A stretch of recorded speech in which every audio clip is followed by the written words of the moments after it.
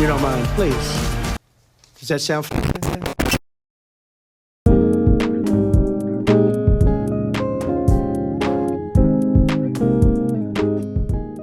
Come here a little closer.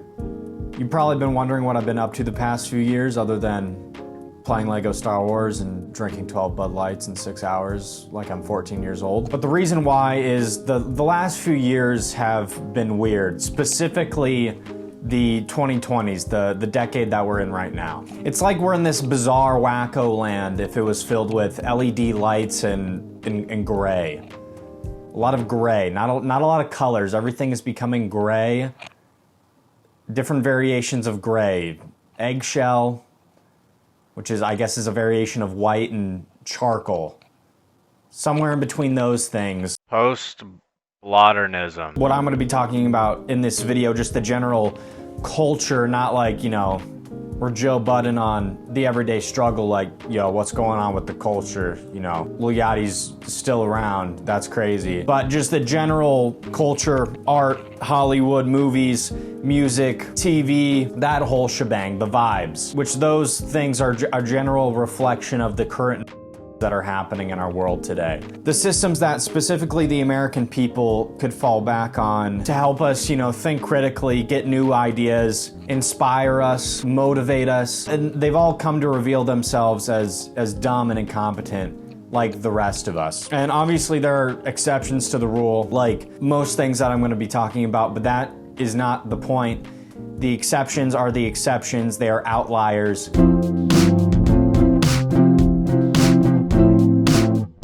I think one of the things that has kind of plagued us as people going about our day-to-day is nostalgia. I think nostalgia is a problem. I think it is a fear of mortality. I've heard other people say that. I don't know who. I'm not going to cite them or credit them or really take the effort to find out who said that, because it doesn't.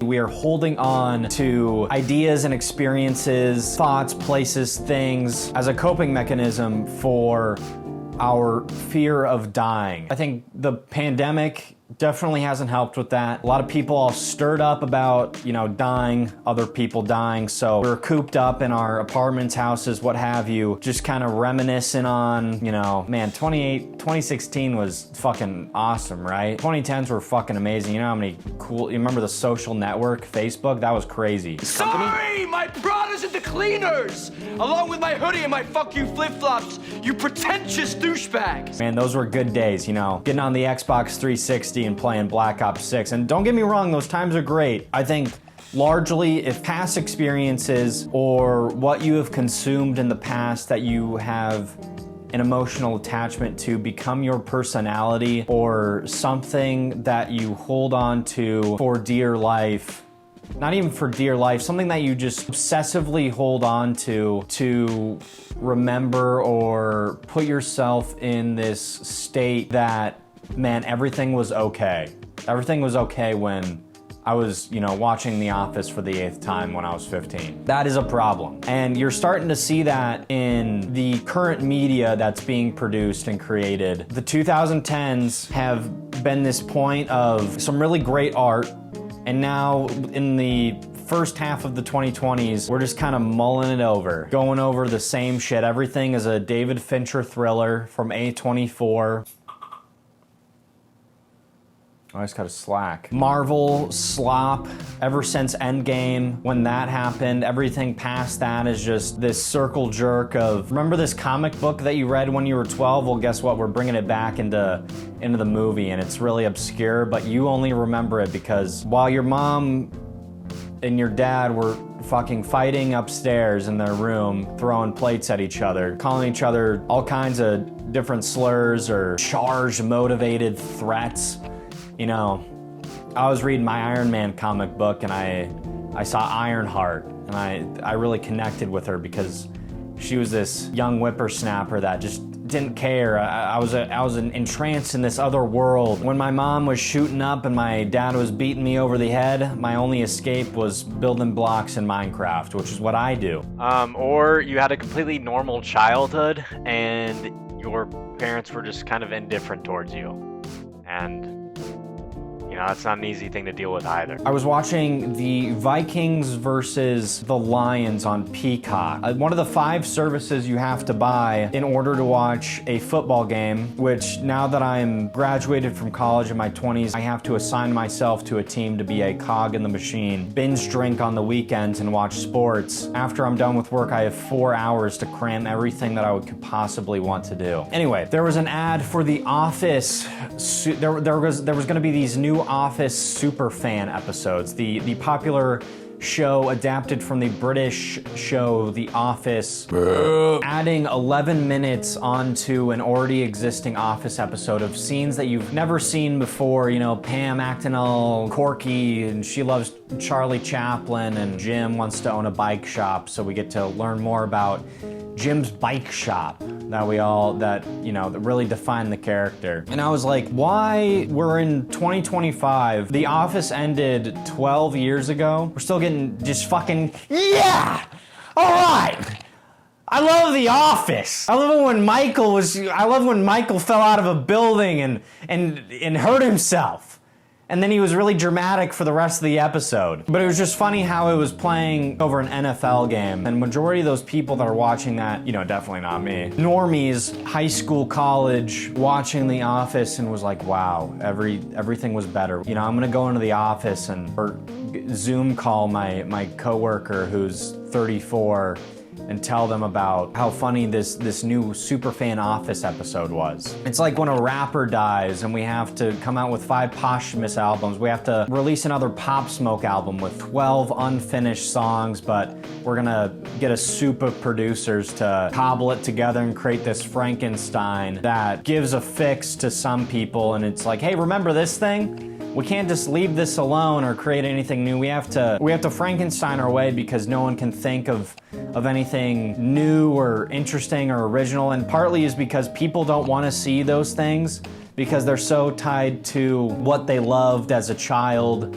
Or, hey, remember that? I remember watching that with my dad at the movie theater. Let's make a new one 24 years later. Gladiator 2 wasn't as good as the first one. And we're still talking about the same artist. We're still like, wow, I can't believe what Tyler, the Creator, has to say. Wow.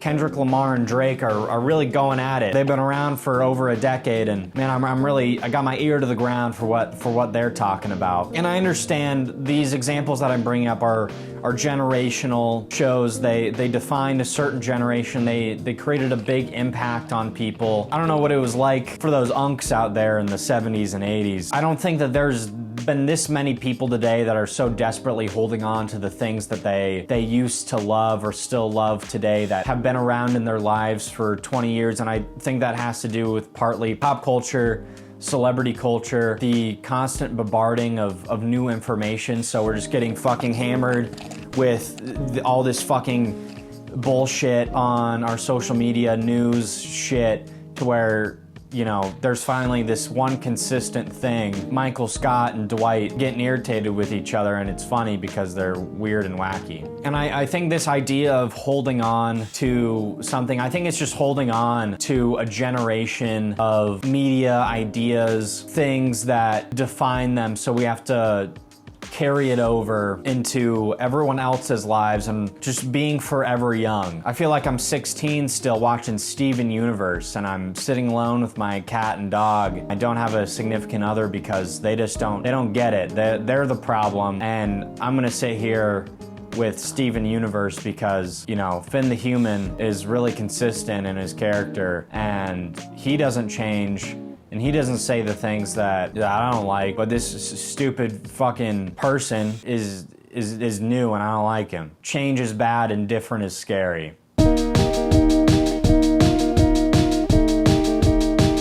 America, or the American people, are becoming caricatures of themselves. And what I mean by this, I'm gonna go back to The Office. It's like Kevin from The Office. In the first few seasons, he was this kind of developed thing, or not necessarily developed, but he had different aspects to him. He was he was like a real person. He was a character. You know, he was fat, loved shoving fucking Reese's down his throat. But you know, he was really good at poker. He was decent at basketball. He was going through like a divorce or whatever, and he had a daughter and all that shit, and he was horny like the rest of us. And then the later seasons came along and he became this kind of muted version of himself where, you know, it was just that he was fat and he liked food, and it got to a point where they were making jokes about him eating babies because it's something that you could eat, I guess. I don't know. Angela's cats are cute.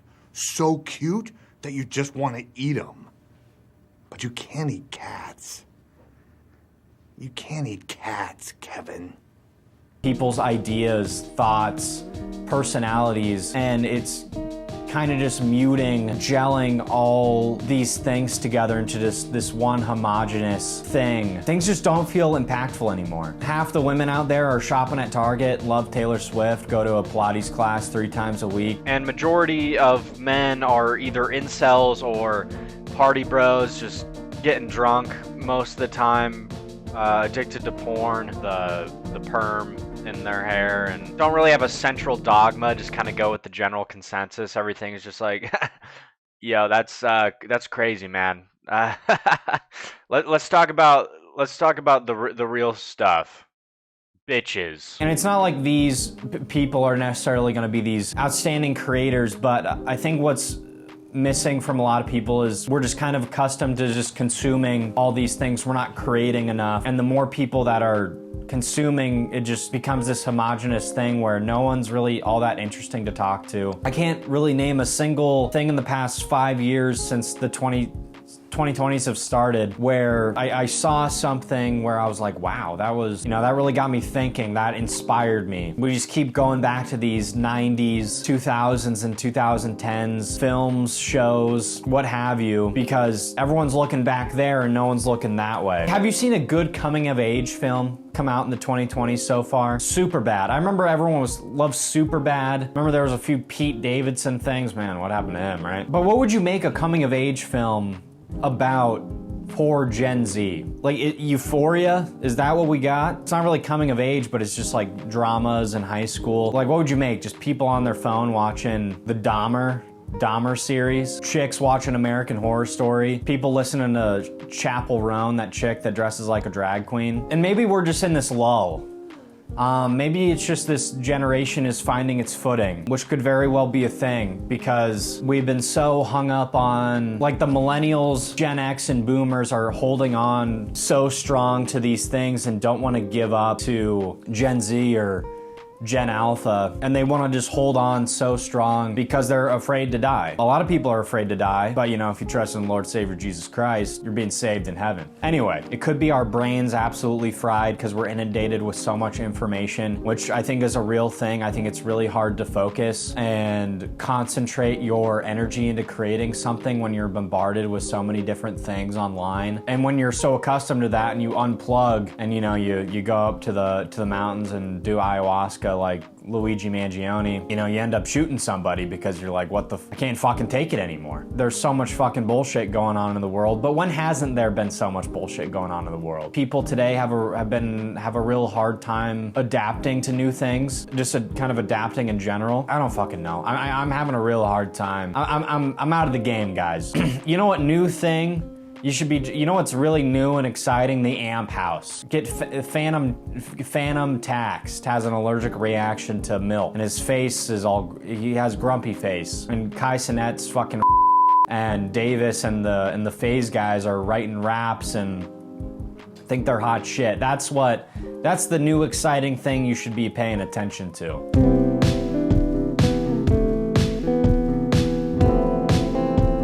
But I mean, there is an argument for the old times. You aren't going, you know, it's just like everything is derivative of something, but it can be a bad thing and a good thing. I think you need to find inspiration from something. I think it's kind of unrealistic, and most of your ideas are gonna be fucking stupid if you're just having these Edison bulbs or these original ideas that are just completely based on nothing, because that's what it's gonna feel like, is just based on nothing. But most things require inspiration from something that has happened in your life or something that has happened in life that you can base on and be like, oh, that kind of inspires me to think of this in a different way. And therefore I'm gonna create something to share to other people that might inspire them to make something different or similar to my thing, and then it'll continue to evolve, hopefully into a better thing, something that's keeping the wheels turning and keeping it exciting and making people inspired and think, because that's what I think is not the goal, but just kind of the great thing about life. Keep being inspired and motivated by different things. And you know, I really like fucking Minecraft. I like Frank Ocean still. I listen to a lot of the stuff that I listened to when I was 16. I don't think it's a bad thing, but I'm not fucking screaming and hollering about it. I still look out for new shit, and I hold on to the shit that's good, and I kind of throw away what's bad. I just think more people need to be inspired. We're all people.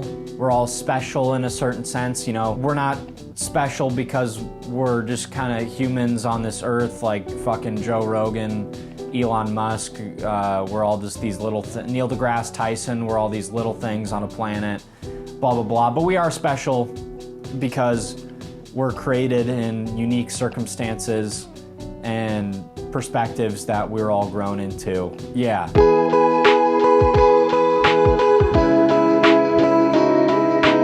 Try and make something. I'm guilty of this too, where I just kind of get comfortable and consume all this shit, and it's hard to get the motivation to go out and create something like this video. And you know what? It might be fucking dog shit, but take that failure and keep on going, because if you keep failing, you're gonna find a success in there at one point, and you're gonna learn from that, and it's gonna be fucking awesome.